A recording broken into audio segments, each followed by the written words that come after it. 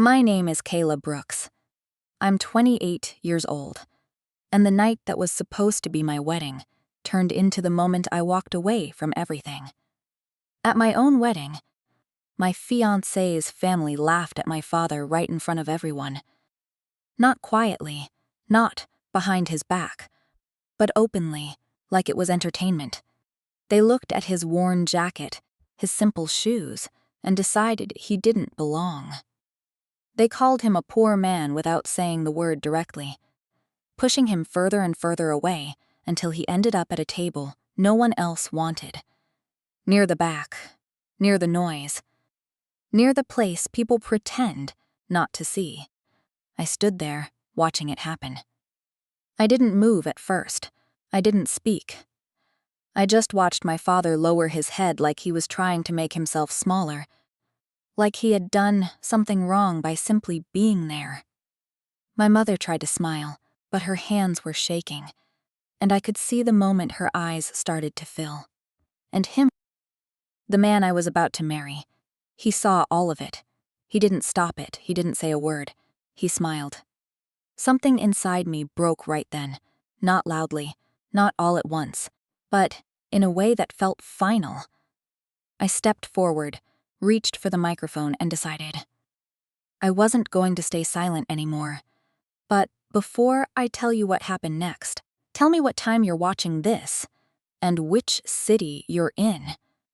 I want to see how far this story reaches. And if you believe respect should never be optional, subscribe and share your thoughts below. Earlier that evening, everything looked perfect from the outside.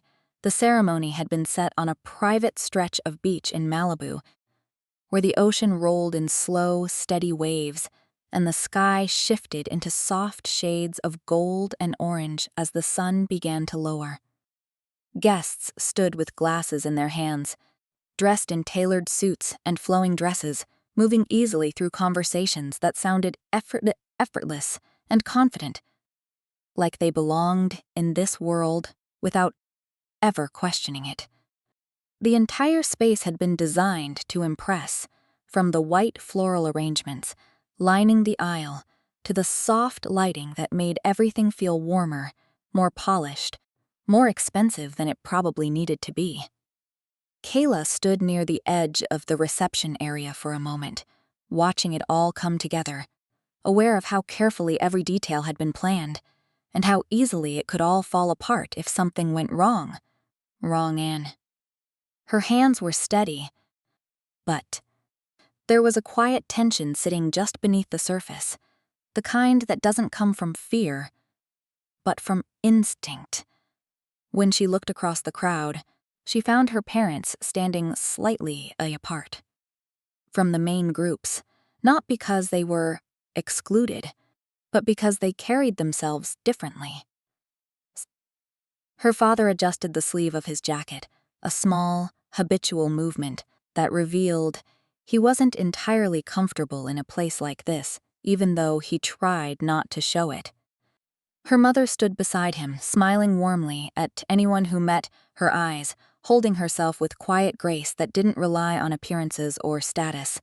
They didn't blend into the environment the way the others did, but they didn't shrink from it either. There was something steady about them, something real, that didn't need validation from anyone else in that room. Kayla watched the way her father nodded politely during conversations. The poor mother listened more than she spoke, and for a brief moment, the noise around her faded into the background. This was the only part of the night that felt grounded, the only part that reminded her where she came from and why she had never been ashamed of it. No matter how many times people had tried to make her feel otherwise. But this wasn't the first time Kayla had been made to feel like she didn't belong. Growing up, she had learned very early what it meant to be overlooked, not in loud ways, but in quiet, constant moments that built over time. There were family gatherings where attention always seemed to shift towards someone else. where achievements were compared without ever being spoken directly, where she understood her place without anyone needing to explain it. She wasn't the one people expected much from, and eventually, she stopped expecting anything from them in return. That realization didn't come all at once. It settled slowly, shaping the way she saw herself and the way she moved through the world. Instead of fighting for recognition, she focused on leaving. When she finally did, she didn't make a scene, didn't ask anyone to notice. She just built something of her own, step by step, far from the environment that had defined her for too long. Those years weren't easy, but they were clear. Every decision she made came from a place of control, not validation. And that changed everything. By the time she met Andrew Hayes, she was no longer trying to prove anything to anyone. She met him in a setting that had nothing to do with status. No introductions, no expectations, just a conversation that felt simple in a way she hadn't experienced before. He listened without interrupting, asked questions without judgment, and treated her like her presence alone was enough. That was new to her, and she didn't question it at the time. As things moved forward, he became consistent, predictable in a way that felt safe. And when he spoke about the future, he spoke as if she was already part of it. When he proposed, it didn't feel rushed or uncertain. It felt like the natural next step in something that had been building quietly. What she didn't fully understand then was that, while Andrew saw her one way, his family saw her very differently.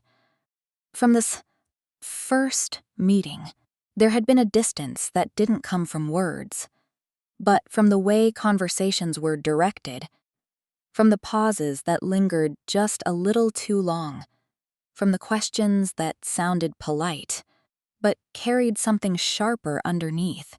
She noticed it. But she chose not to react, telling herself that time would smooth things over, that once everything was official, those small details would no longer matter in the same way. Then, dinner service began, and the atmosphere shifted in a way that was subtle at first, but impossible to ignore once it settled in. Staff moved quickly between guests, guiding people toward their assigned tables with quiet efficiency while conversations adjusted to a more structured rhythm, structured as the evening progressed. Kayla remained near the front for a moment, longer than expected, watching as groups formed naturally around the central seating area, where the most prominent guests were already taking their places without hesitation. It wasn't something announced, but it was understood. The closer to the center, the more important you were considered. She scanned the movement across the space, searching for a familiar sign that someone would approach her parents and bring them forward the same way others were being escorted. No one did. Instead, she noticed a member of the staff walking toward them with a polite expression that didn't quite reach his eyes, gesturing not toward the center, but toward the outer edge of the reception. The direction was clear, even from a distance. It wasn't accidental. Kayla took a step forward immediately, her attention narrowing, but before she could reach them, someone intercepted her with a practiced smile, pulling her gently but firmly back into the flow of the event. There were voices calling her name, instructions from the photographer. Small adjustments that required her presence, each one reasonable on its own. But together forming a barrier she couldn't easily step away from without disrupting everything. She turned her head just enough to keep her parents in sight, watching as they followed the guidance without questioning it, without asking for clarification, accepting the situation with a quiet composure that felt heavier than any visible reaction. Time moved differently in that moment, stretched and compressed at the same time. as she balanced between what she was expected to do and what she felt she needed to do. Instead, by the time she managed to step away, the arrangement had already been completed, and the distance between where she stood and where they had been seated felt larger than it should have been. Not just physically, but in a way that carried meaning she couldn't ignore anymore. There was no announcement, no explanation, just a silent decision that had already been made, one that placed them exactly where someone else believed they belonged. When she finally reached them, the situation had already crossed a line that couldn't be explained away. The table they had been placed at sat near the far edge of the reception area, away from the center where conversations carried easily and attention naturally gathered. Positioned instead, in a spot where the sounds of service drifted in and out without pause. It wasn't hidden, but it wasn't part of the room either. Existing in that quiet space, people rarely looked toward, unless they had a reason. Her father sat upright, hands resting still in front of him, holding himself together with a kind of discipline that came from years of learning how to endure discomfort without drawing attention to it. Sssst. Her mother tried to maintain the same composure, but there was a difference in her expression now, something tighter around her eyes, something that hadn't been there before. Kayla stepped closer, her presence shifting the energy at the table, just enough for others nearby to notice, and that was when the first comment came, not directed at her, but loud enough that it didn't need to be. Someone remarked on how unexpected it was to see certain guests in a setting like this, phrased casually, as if it were an observation, rather than a judgment, yet the meaning carried clearly through the tone. Another voice followed, lighter, almost amused. He's pointing out details that didn't match the rest of the event, drawing attention to things that had never mattered before but suddenly seemed important to the wrong people. The remarks continued in that same controlled way, never crossing into open confrontation, but never leaving room for doubt either, each one landing exactly where it was meant to. Her father didn't respond, not because he didn't understand, but because he chose not to engage, keeping his focus forward as if silence could contain the moment. Her mother's hand moved slightly, reaching for her glass, before stopping midway, the hesitation small but impossible to miss. Kayla felt the shift inside her, not sudden, not explosive, but precise. Like something locking into place, she turned her head just enough to find Andrew, standing several steps away. Close enough to see everything clearly, close enough to hear every word. For a brief second, their eyes met, and she waited, not for a grand gesture, not for a scene, just for something that acknowledged what was happening. He didn't move. He didn't interrupt. Instead, his expression changed in a way that felt even more final than silence, a brief reaction shared with someone beside him that turned into a quiet laugh, controlled but real, the kind that comes from agreement rather than discomfort. That was the moment everything became clear, not through explanation, but through the absence of it, leaving no room for misinterpretation, no space for doubt about where she stood or who she was standing with. That was the moment she stopped waiting. Kayla turned without hesitation and walked through the crowd with a steady pace that didn't match the shift happening inside her, moving past conversations that gradually quieted as people began to notice the change in direction, the change in intention, something in her expression making it clear this wasn't part of the program. She reached the front, where the microphone had been left ready for speeches, paused only long enough to take a breath, then picked it up, the sound cutting cleanly across the entire space as the music lowered and attention redirected toward her without needing to be asked. She didn't raise her voice, didn't rush her words, allowing the silence to settle first before she spoke. In a tone that carried further than volume ever could, she addressed the room as a whole, acknowledging the evening, the celebration, the effort that had gone into making everything appear seamless, then shifted her focus with a precision that changed the atmosphere immediately, drawing attention not to herself, but to something that had been intentionally overlooked.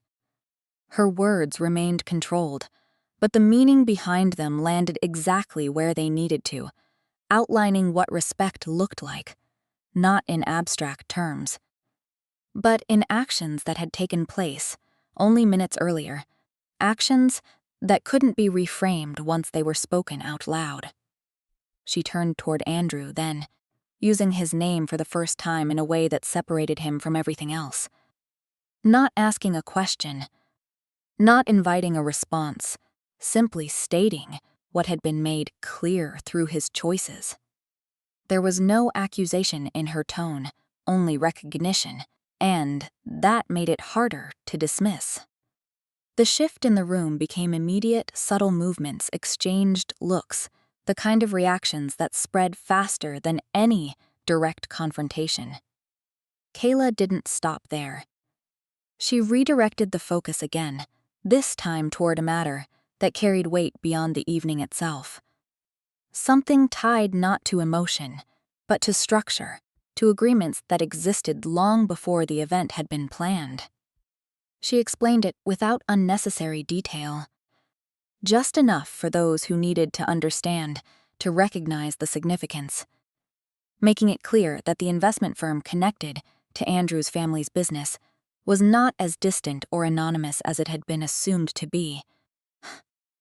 She didn't raise the point as a threat. She stated it as fact, then clarified her position within it with the same calm delivery, removing any space for misinterpretation. A few people reached for their phones almost immediately.